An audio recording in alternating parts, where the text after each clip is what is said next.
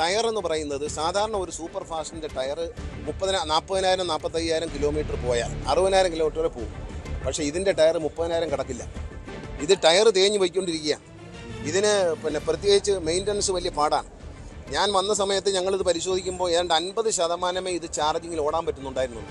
ഇന്ന് ഏതാണ്ട് 70-75% ഓടുന്നുണ്ട്. കമ്പനിക്കാരെ വിളിച്ച് വരുത്തി വഴക്കുണ്ടാക്കി അത് ഒരുവിധം കറക്റ്റ് ചെയ്തു. കാരണം ബാറ്ററി ഇനി അടുത്ത ഘട്ടണം, അടുത്ത വർഷമൊക്കെ ആകുമ്പോഴത്തേൻ്റെ ബാറ്ററി തീരും.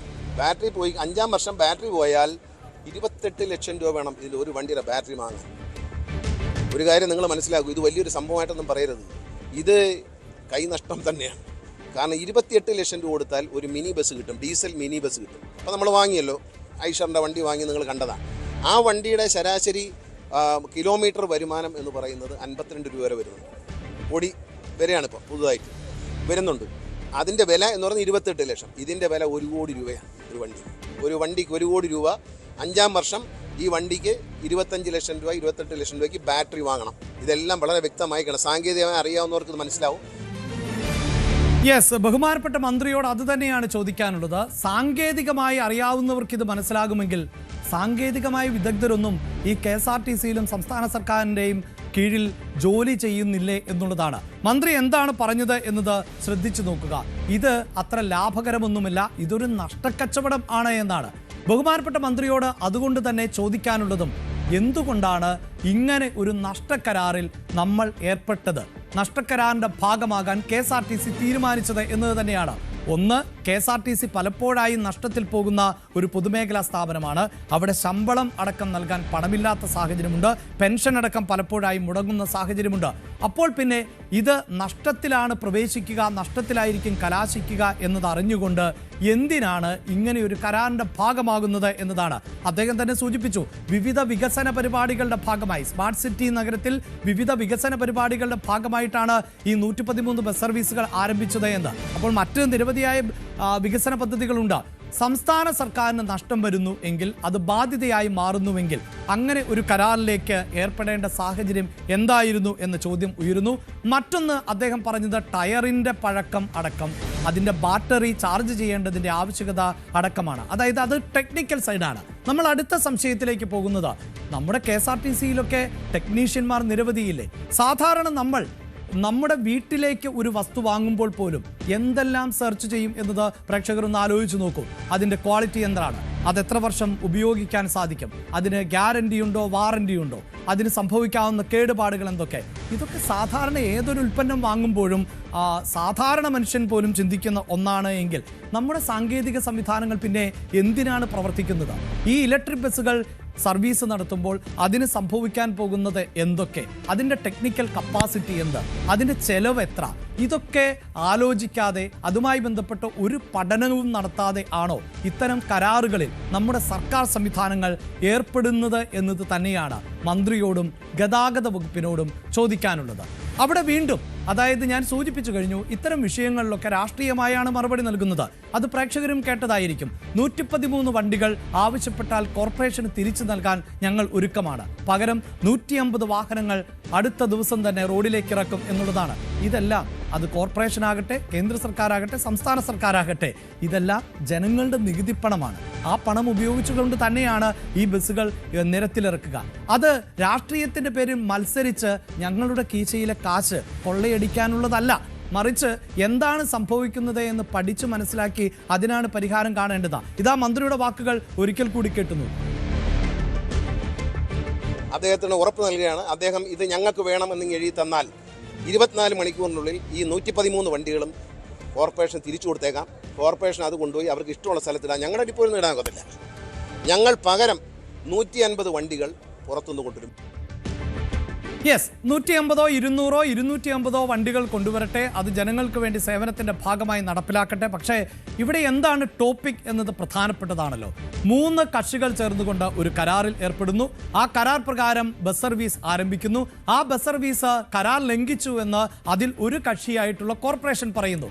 അപ്പോൾ അവിടെ ഉയരുന്ന ചോദ്യം എന്നത്, എപ്പോഴാണ് കോർപ്പറേഷൻ ഇതുമായി ബന്ധപ്പെട്ട് ഈ ബസ്സുകളെല്ലാം കോർപ്പറേഷന് നൽകണമെന്നും കോർപ്പറേഷൻ സർവീസ് നടത്തിക്കൊള്ളാം എന്നും എവിടെയും പറഞ്ഞതായി നമുക്ക് കേൾക്കാൻ സാധിക്കുന്നില്ല. മാത്രവുമല്ല, മന്ത്രി തന്നെ പറയുന്നുണ്ട്, അതായത് കോർപ്പറേഷൻ ആവശ്യപ്പെട്ടാൽ ആ നിമിഷം തന്നെ ഞങ്ങൾ ഈ വാഹനങ്ങൾ 113 വാഹനവും വിട്ടു നൽകും എന്നത്. അതായത് ഒരു കരാറിന്റെ ഭാഗമായി ഈ വാഹനങ്ങൾ ഇത്രയും നാൾ ഉപയോഗിച്ചു എന്നത് ഒരു വസ്തുതയായി നിൽക്കുന്നു.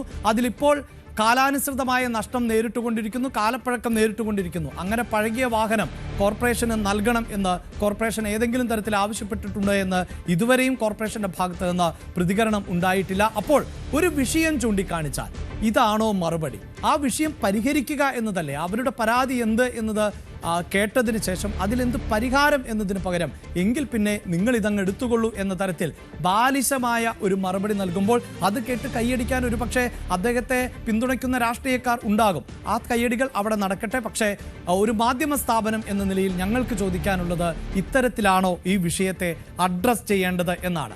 ഇനിയിപ്പോൾ ഇതിൻ്റെ സർവീസുമായി ബന്ധപ്പെട്ട് അദ്ദേഹം നടത്തുന്ന ചില പരാമർശങ്ങൾ കൂടിയുണ്ട്. ഈ സർവീസുമായി ബന്ധപ്പെട്ട് അതിൻ്റെ ജീവനക്കാരും ഒക്കെയായി ബന്ധപ്പെട്ട് നടത്തുമ്പോൾ സ്വാഭാവികമായും ഒരു കരാർ ഉണ്ടാകുമ്പോൾ ആ കരാറിൽ വളരെ വ്യക്തമായി തന്നെ ഇതിൻ്റെ സർവീസിൻ്റെ ഉത്തരവാദിത്തം ആർക്ക്, മെയിൻ്റനൻസിൻ്റെ ഉത്തരവാദിത്തം ആർക്ക് എന്നതൊക്കെയായി ബന്ധപ്പെട്ട ക്ലോസുകൾ ഉണ്ടാകും എന്നത് എല്ലാവർക്കും അറിയാവുന്ന കാര്യമാണ്. മറ്റൊന്ന് അദ്ദേഹം സൂചിപ്പിച്ചത് ജീവനക്കാരുടെ സേവനം എന്നതാണ്. ജീവനക്കാരുടെ സേവനം എന്ന് പറയുമ്പോൾ കണ്ടക്ടർ, ഡ്രൈവർ പോലെയുള്ളവരുടെ സേവനം അതെല്ലാം KSRTCയുടേതാണ്. അതൊന്നും ഇനി ഞങ്ങൾ നൽകില്ല എന്നാണ് പറയുന്നത്. അത് ഈ കരാറിൽ, അതായത് ഈ 113 ബസ്സുകൾ വാങ്ങുമ്പോൾ ഈ സേവനം ആരുടെ ഭാഗത്ത് നിന്നുണ്ടാകണം, അതെങ്ങനെയാണ് ഷെയർ ചെയ്യപ്പെടേണ്ടത്, ഇത്തരം ധാരണകൾ ഒന്നും ഈ കരാറിൽ ഇല്ല എന്നാണോ മനസ്സിലാക്കേണ്ടത്? ഒപ്പം മറ്റ് സേവനങ്ങൾ കൂടി അദ്ദേഹം പറയുന്നുണ്ട്. അതായത് 113 വാഹനങ്ങളും തിരിച്ചു നൽകും, അത് പക്ഷേ കേരളത്തിലെ KSRTCയുടെ ബസ് സ്റ്റാൻഡുകളിൽ ഒന്നും ഇടാൻ പറ്റില്ല എന്നുള്ളതാണ്.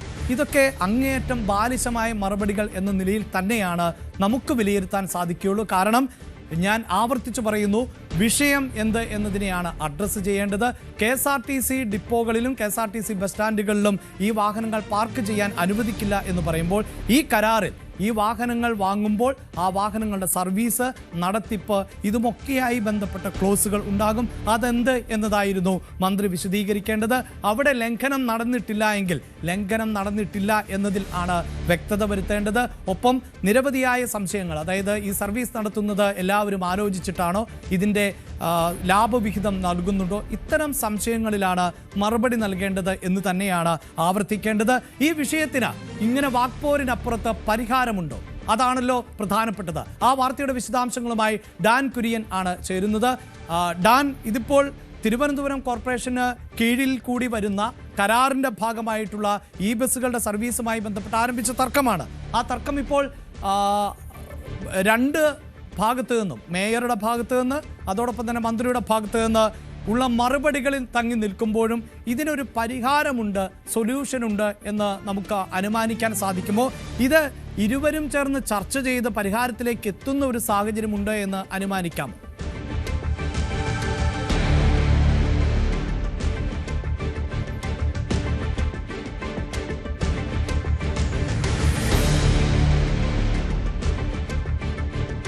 യെസ്, ഡാനിലേക്ക് വരുന്നതിന് മുമ്പ് ഒരിക്കൽ കൂടി ഗണേഷ് കുമാറിന്റെ തന്നെ മറ്റൊരു പ്രതികരണമുള്ളത്, അത് ഈ ബസ്സുമായി ബന്ധപ്പെട്ട സേവനം, അതായത് ഈ സേവനം ആര് നടത്തും, അല്ലെങ്കിൽ ആ സേവനത്തിൽ നടത്തിയിട്ടുള്ള പ്രതികരണമാണ്. ആ പ്രതികരണത്തിലേക്ക് ഒരിക്കൽ കൂടി. സിറ്റിക്കകത്ത് മാക്സിമം ഓടിയതിനു ശേഷം സബർബനിലുള്ള യാത്രക്കാരെ കൂടി സിറ്റിയിലേക്ക് കൊണ്ടുവരണം എന്ന് ഈ എഗ്രിമെന്റ് പറഞ്ഞിട്ടുണ്ട്. ഇതൊക്കെ അദ്ദേഹത്തെ ആരോ തെറ്റിദ്ധരിപ്പിച്ചാണ്. വായിച്ചു നോക്കുക, പഠിക്കുക, പഠിച്ചിട്ട് മറുപടി പറയുക. ഞാൻ പറഞ്ഞില്ല, എന്നിട്ടും നിർത്തിയില്ലെങ്കിൽ വളരെ സന്തോഷത്തോടുകൂടി വണ്ടി തിരിച്ചു കൊടുക്കാൻ KSRTC തയ്യാറാണ്. CMDക്ക് എന്നെപ്പോലും കാണണ്ട, CMDക്ക് ഒരു കത്ത് കൊടുത്തോളൂ. 24 hours വണ്ടി നിങ്ങൾ പറയുന്ന സ്ഥലത്ത് പാർക്ക് ചെയ്ത് തരും. ഡ്രൈവർ ഞങ്ങളുടേതാണ്, കണ്ടക്ടർ ഞങ്ങളുടേതാണ്, ടിക്കറ്റ് മെഷീൻ ഞങ്ങളുടേതാണ്, വർക്ക്ഷോപ്പ് ഞങ്ങളുടേതാണ്, എല്ലാം ഞങ്ങളുടേതാണ്. ഞങ്ങൾ വേറെ വണ്ടി ഇറക്കും.